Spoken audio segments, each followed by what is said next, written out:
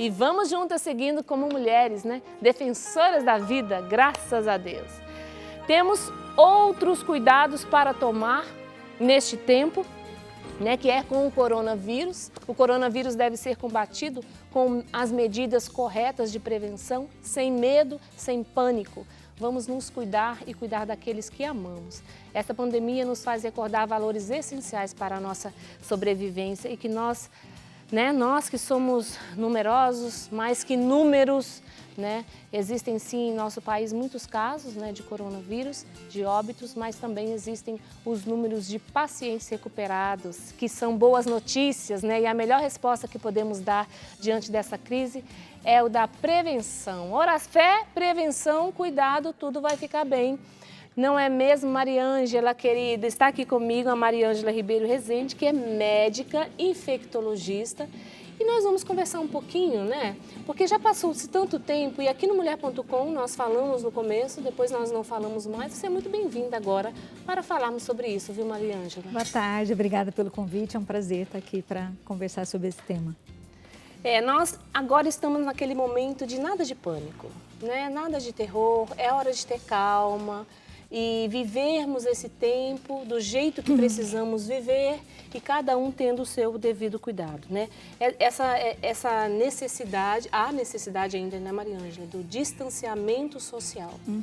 Acho que é importante, acho que a gente tem que ter um ponto de equilíbrio, né? Os extremos, eles nunca são adequados e em se tratando da pandemia, a gente precisa se balizar pelos dados científicos, né, pelo que ocorreu nos outros países, né, e a gente precisa, né, analisar os nossos dados, né, e agir de acordo com eles, né. Óbvio que tem diretrizes, né, para o mundo todo, mas a gente tem que ir adequando e pensar de uma forma planejada, né. Não se trata de contrapor saúde e economia, acho que a gente precisa pensar de uma forma global, né, não dá para pôr na balança e falar que pesa mais, tem que cuidar das duas coisas. Exatamente, né? A gente precisa cuidar com equilíbrio, né, mas de uma forma racional, né, e embasada no que a ciência, apesar das incertezas, né, nos mostra nesse momento. Sim, a senhora como infectologista, né, e não tem como negar que realmente é um vírus novo, a gente não conhece, ninguém tem imunidade, né, para lidar, mas cada país tem uma reação. Né? Por exemplo, o Brasil é diferente da Itália, diferente da China, diferente dos Estados Unidos, em todos os aspectos, né, doutora? Sim. Inclusive na forma de vida, né, do povo brasileiro. Então, quando nós falamos de distanciamento, é diferente de isolamento. Não é? Para quem está em casa entender bem, né, esse distanciamento e o isolamento. O distanciamento social são essas normas que a gente preconiza, né, de que as pessoas mantenham, né, pelo menos de 1 a 2 metros de distância dos demais, né, utilizem máscaras no ambiente público, reforcem a etiqueta respiratória, né, e o cuidado com a higiene das mãos, né? Então, assim, a gente está num momento que a gente tem falado muito do uso de máscaras, mas a gente não pode esquecer das mãos, né? Então, muitas vezes a pessoa utiliza a máscara e ela não toma os cuidados necessários com as mãos, né? E a gente sabe que esse vírus transmite através das gotículas, né? Quando a gente fala, espirra, né? Fala, mas ele também é transmitido por fomites, né? Então, através das mãos, através de instrumentos que a pessoa tem contato. Então, é fundamental, né, reforçar esses pontos. Então, isso seria o distanciamento social. Nós aqui, por exemplo, né, não nos abraçamos, nem beijamos, nem cumprimentamos, estamos a 1 metro de distância, cada um ali tomando conta do seu quadrado. Exatamente. E agora nós estamos vivendo isso. Exatamente. Né? E também reforçando a higienização. Isso. Isso é até bom, né? Traz um certo tipo de educação para nós, né, doutora? Com certeza. Na verdade, nas nossas casas, tudo são cuidados que a gente já deveria tomar, né? Então, a questão da higienização das mãos, né, a questão do cuidado com os alimentos que a gente traz, né, do supermercado antes de colocar na geladeira, né? Então, são cuidados básicos que eu acho que a gente precisa, né, incorporar, independentemente da situação de pandemia ou não. Né? Exatamente. Nós, brasileiros, tem coisas que é bom para nós. Nós vamos aprender a ter mais higiene, cuidar mais das coisas, né? E isso vai fazer um bem. E aí não esquecer, né? Quando passar tudo isso e tudo se normalizar, continuar com essa higiene, com essas normas, né, de higiene. Agora, não é um problema simples, né, que nós estamos lidando. Então, problemas complexos exigem soluções complexas, né, doutora? É isso que muita gente não entende, que não é uma coisa tão fácil assim. Então, na verdade, a gente tem uma luta, né? As pessoas ficam assim, mas e descobriu o antiviral, e descobriu o medicamento, né? E o distanciamento, e a vacina, né? Então, assim, na verdade, é um conjunto de medidas, né? E, infelizmente, hoje, né, a gente não tem, né, um antiviral que seja, né, efetivo. A gente fala, olha, esse tem estudos robustos que nos permitem utilizar, e nem tampouco a vacina, né? A vacina, existem vários estudos clínicos com vacinas, com medicamentos, mas para falar assim, olha, hoje a gente pode sair imunizando a população toda, ou a gente pode sair utilizando um determinado medicamento, né, para a população toda, isso não existe, né? Então, por isso que é um conjunto de medidas. Outros testes, exatamente. Mais testes. Mas tem gente que já tomou e já resolveu. Em casos de emergência, ou você salva a vida ou a pessoa morre. Então, você tem que ali tomar uma providência. Isso, Então, assim, isso é super importante, né, o que você está falando, porque as pessoas ficam muito desesperadas. E uma coisa que a gente precisa reforçar é que o acesso, né, ao sistema de saúde e o bom cuidado, né, ele é fundamental, mais do que qualquer droga, né, X, Y ou Z, né? Então, esse acesso, né, ao cuidado, ele é fundamental, né? Então, acho que eu acho que reforça muito, né, o nosso sistema de saúde, né, o SUS, que eu acho que a gente tem essa estrutura, né?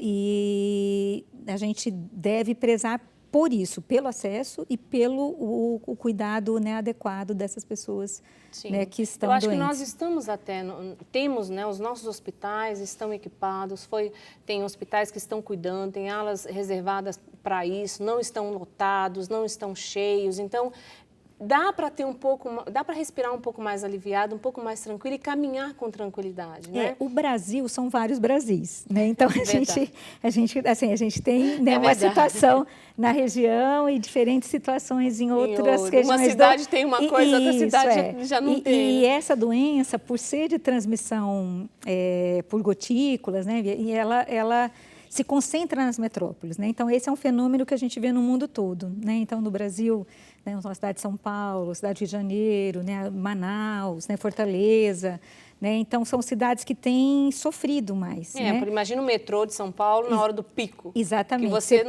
não tem como você entrar ali sem encostar na pessoa de jeito nenhum. Né? E essa semana, particularmente, a cidade de São Paulo está vivendo uma situação delicada. Manaus vive uma situação delicada também, né? Então é complexo, né? É complexo, exatamente. Então não é simples. Agora, trazer esses cuidados... E é heterogêneo, né, no país. Trazer esses cuidados para a vida pessoal, de que se cada um se cuida, a própria pessoa vai ficando mais tranquila. Por exemplo, ontem mesmo aqui no Mulher.com, nós falamos de aumentar a imunidade, comer bem, viver bem, né, para poder ter ali força para combater, caso pegue, esse vírus, né, doutora? E assim, a gente precisa entender, né, que assim, a maioria das pessoas terão uma forma leve. Eu tive uma forma leve, cumpri a quarentena, estou bem, tá?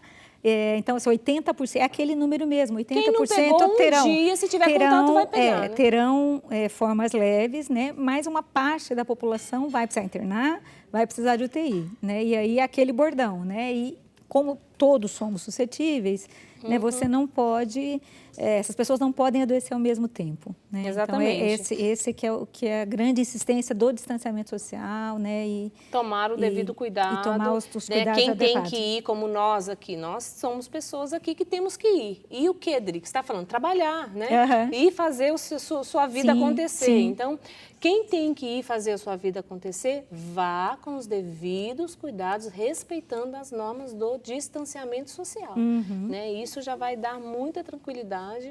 Os supermercados estão tomando esse cuidado. Alguns têm um medidor ali de temperatura. Não entra muita gente, eles controlam a entrada. Ó, tem até uma foto ali de uma fila.